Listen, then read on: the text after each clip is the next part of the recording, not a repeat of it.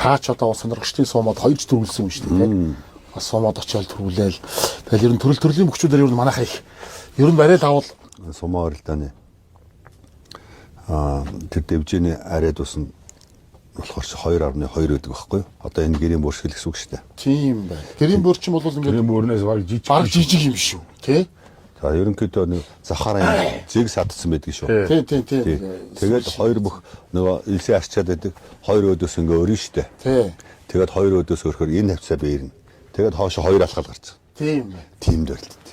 Хоёр алхал гарч. Сумаа орилдаанаа болохоор японочууд 1000 жилийн түүхтэй. 1000 жилийн хөгжилтэй гэж ярьдаг.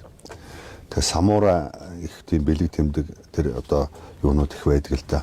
Маваши гэдэг одоо бэрцэнтэлтэй ерөнхийдөө гэрийн бэрцэнт. Гаав биш үү? Тэр хатуу юу? Хатуу. Одоо бид нар анх ингээл хийштэй тэр. Одоо уураа нэг оруулаад татаал гэж байгаа л бас их гоё хойноо сангидэн штэ. Тэгээд алхахаар ямар ч туранхай ерөнхийдөө алхаа орчдөг их бааварт алхах штэ.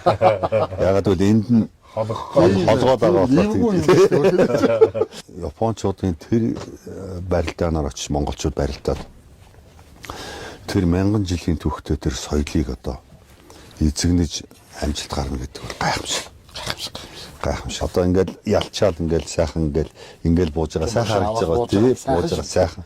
Тэр нь төртлөө бол одоо ер нь амьдралд амархан хямдхан болддог боорц гэж байхгүй маа тий.